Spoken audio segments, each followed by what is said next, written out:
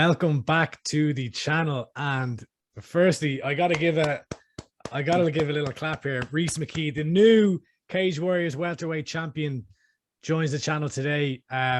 Rhys, before we get into anything, congratulations. And we talked about in the last interview the Rhys McKee Respect Tour. I don't know how anyone could have watched that fight and have nothing but respect, not only for yourself, but also for Justin Burlinson. One of the greatest fights that I can remember in Cage Warriors history anyway. Winning the title in Belfast again in front of a hometown crowd.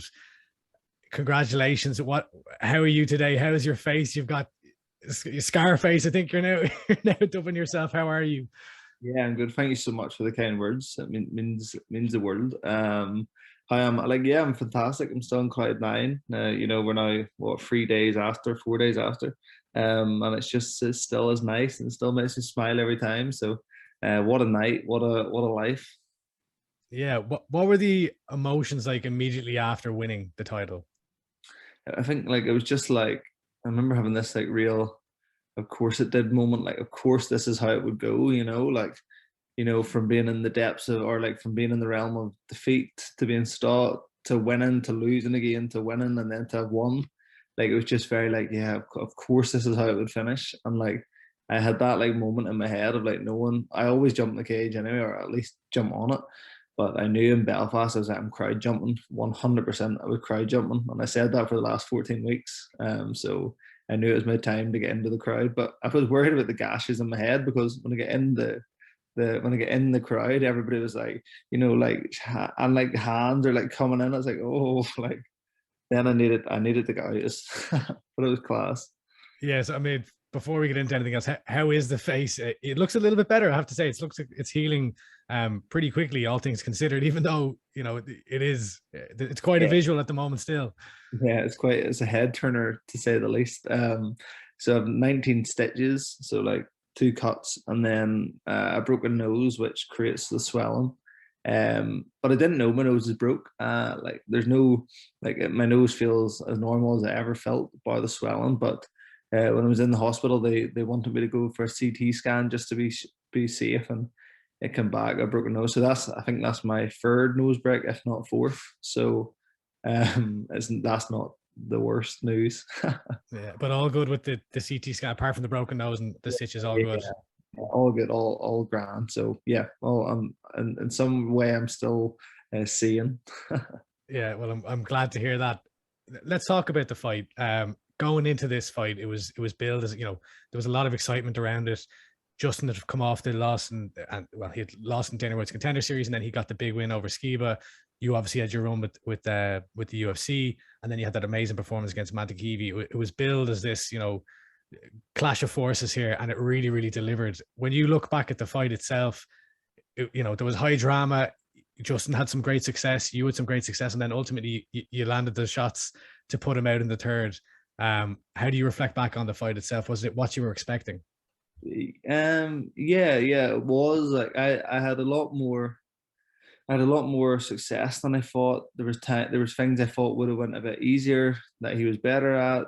There was areas that I was better at that I thought he wouldn't be. There was a few surprises, but on the grand scheme of things, it was exactly what I thought it would be.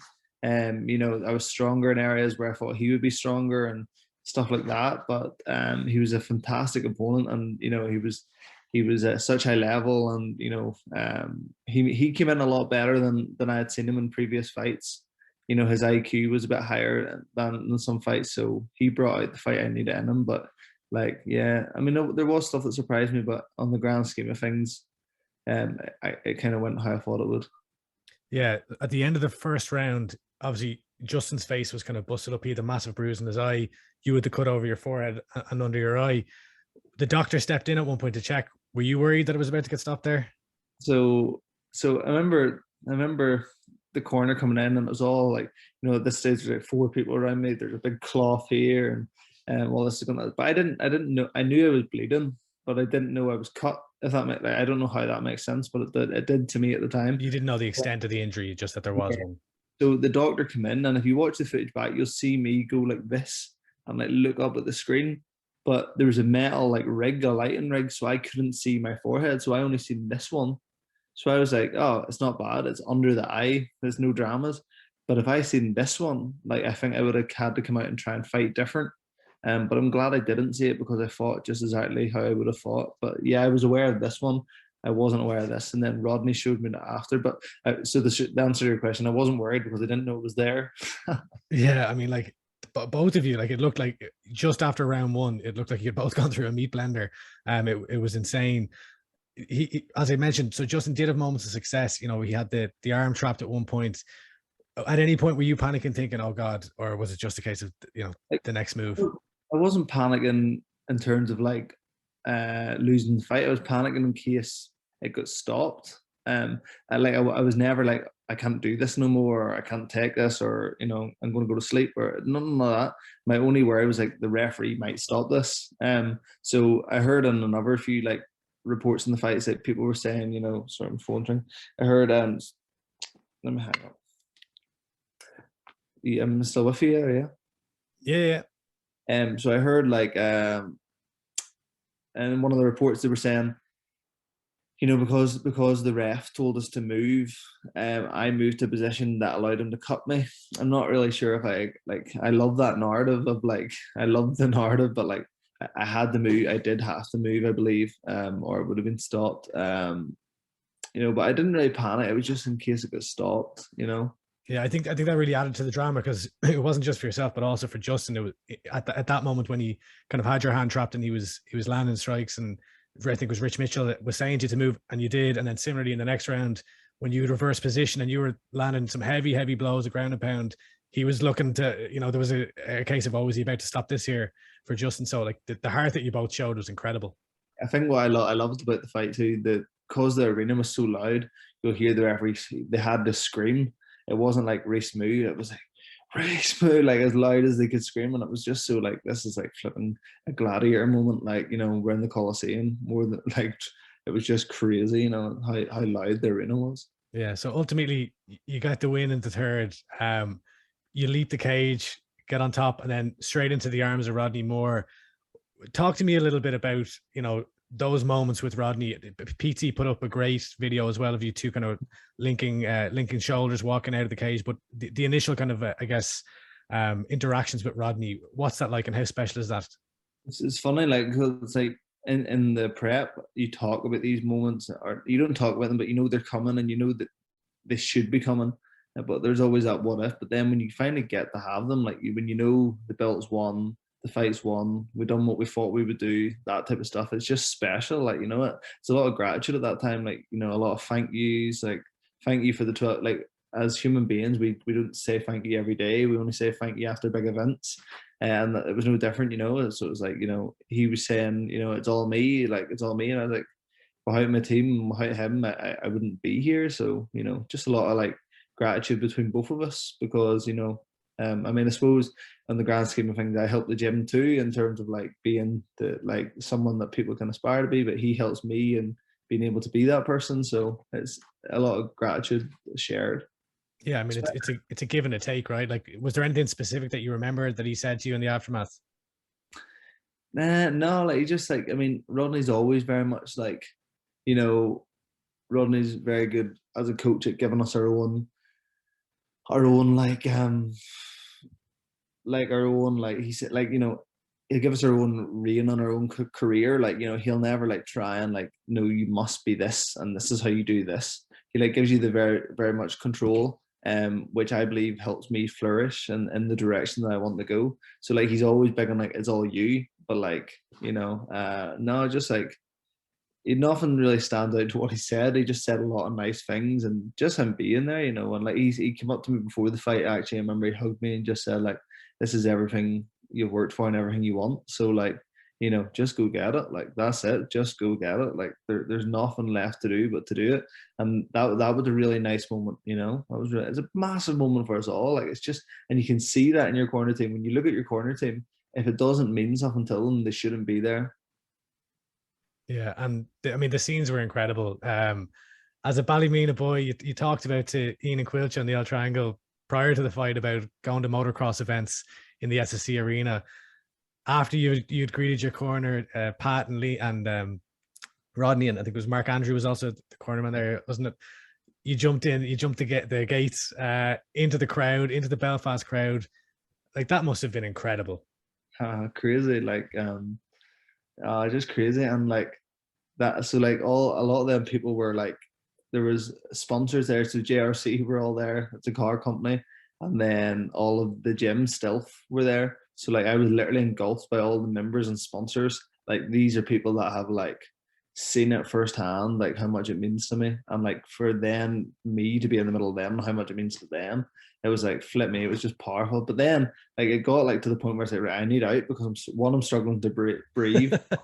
Like I'm bleeding profound from my head, and people's hands are in around it. So like I will never ever forget that moment. Like it means so much to me, and there's so many cool photos. I'm going to make sure I get them printed and just maybe wallpaper the room with these pictures. Yeah, not the most sanitary moment of your career, probably. Oh, absolutely disgusting. Absolutely disgusting. But like, you know, just you do it for like it's just real. That's the thing. It's just real. There's no, you know, there's no fakeness to that. It's just the realest moment. Yeah, and so from then, you know, obviously going backstage and eventually ended up in hospital. Can you describe that experience? And maybe firstly, did you see Justin before you left for hospital, and did you exchange any words? Yeah, so we went back, and then by the time I got there, Justin was already in the medical room, and then I went in too, and like I have a really cool photo. Actually, I'm going to share this week. A really cool photo of the medical room. Like it kind of shows like the contrast between the two teams. You know, it's kind of sad too, but kind of powerful. It's a powerful image. So we had a chat there, brief chat. You know, just tell him like how much respect I have for him and his team and stuff like that, and you know, and how like it's sometimes it's struggling to beat a guy that like I see very much myself in my life in Justin's team in life, because we're same age. You know, we want the same things. So we had a nice embrace there, and then we went to the hospital where we shared an ambulance. They asked us, did we mind sharing an ambulance? And you know, how could we say no? Yeah, there's an incredible photo I saw already of the two of you kind of arm in arm in the ambulance. Like you mentioned it there, it must be awkward in a sense in those moments when the story going into this was essentially redemption for both of you, like having, you know, come up short initially with the UFC to now get back on the horse and go at it again. What do you say to Justin in that kind of scenario? You know what? It's just like it just could have been either of us, like, you know, and we didn't say that as such, but like we just know that, you know, if being honest, we didn't really talk about what would be next for him or me. You know, I also heard in interviews people talking about like this would have been a tough fight to lose for either of us. You know, this would have been a tough one for me to lose and come back again, but we would have done it. Like, you know, I could be sitting here having lost, and you know, I would have found a way to. You know, I would have maybe went and fight such and such next, and that would have got my way back to the title, or who knows what would have happened. But you know, Justin will find his way back in, and he knows that. We didn't talk about it. We just had the realest conversation. Not little about fighting. We talked about our camps. We talked about what we were looking at each other to do, what we thought each other would do, stuff like that. Just some real funny conversations. Was it more? So it was more just kind of about life, even about life and about relationships and dogs and you know, training partners, and you know, just kind of really. It was actually we actually learned a lot. We learned, like I was saying, like, you know, what I was watching for in his videos and what I expected him to do in the fight, and he said the same in me. So kind of get into a bit of the psychology of, like, you know, how we probably were reading each other maybe incorrect or correct. yeah. And then so you got to hospital, and we were talking just before we started recording. It was a long process of you know, sitting with yourself and your fiance Rebecca. What was it like in the hospital waiting that long, and how long were you in there firstly? So we got there. So we got to the hospital about midnight. We waited literally outside the hospital in the ambulance for about an hour before we even get in. And they said it would be 8 a.m. before we were seen. But I thought they were joking. I thought it was just like a joke. So I was like, oh. And then they said, no, it'll be 8 a.m. So then we get in.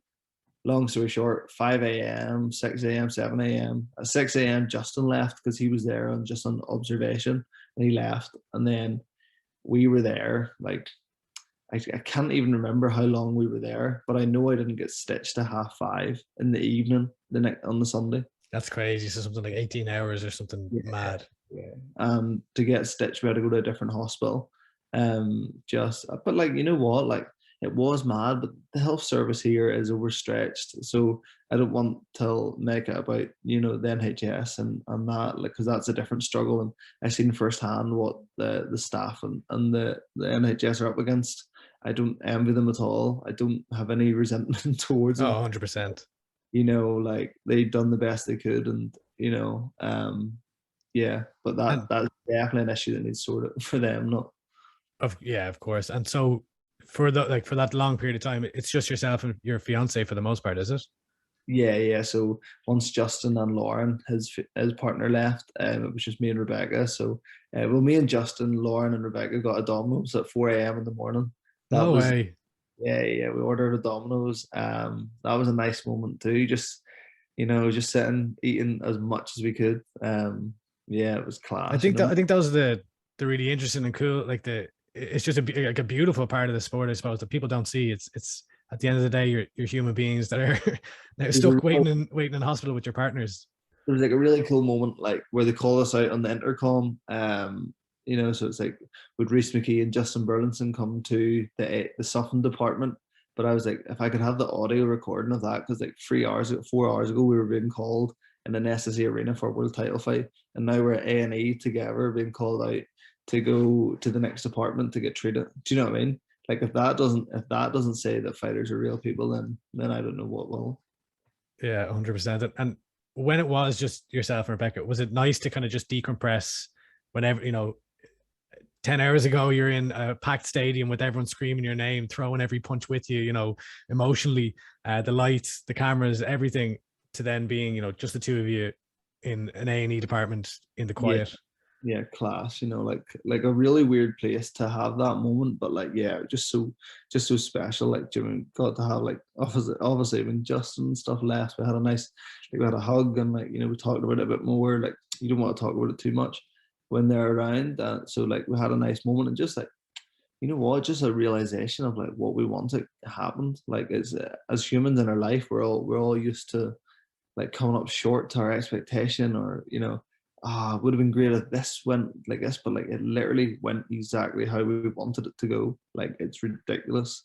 And it was just that realization and decompress, just being like, we done it.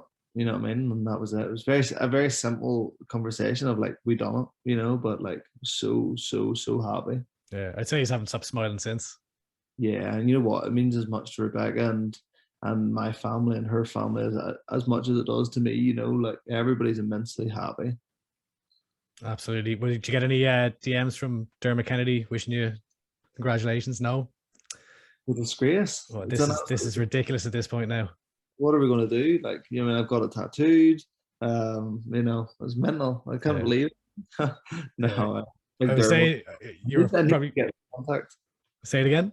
We need to get in contact. Do you mean it's a disgrace? We need a FaceTime or something. I'm going to maybe FaceTime him after this and be like, what's happening? Yeah, we'll put the word out. We're going to Dermot Kennedy's segue here. When I was doing I was working over in the US, and my mates were doing a J1, and I got one of my mates came up to him and was like, here, you got to look at this video. There's a lad who does busking. He like lived in the apartment next door. It was Dermot Kennedy back in like 2011. But anyway, that's a side note that nobody watching here gives a shit about. We'll do something to get him on board. An evening I will not forget. That's what the title win should be called. See, the problem is I used that not the problem. I used that caption for when I got engaged. Okay, yeah, no, you can't be doing that then. I can't reuse it, but like, somewhere between psychotic and iconic has definitely took off.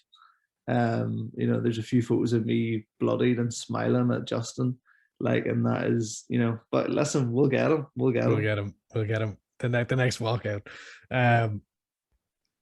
Moving on, what's next? So firstly, I think that they should have given you an interview in the cage.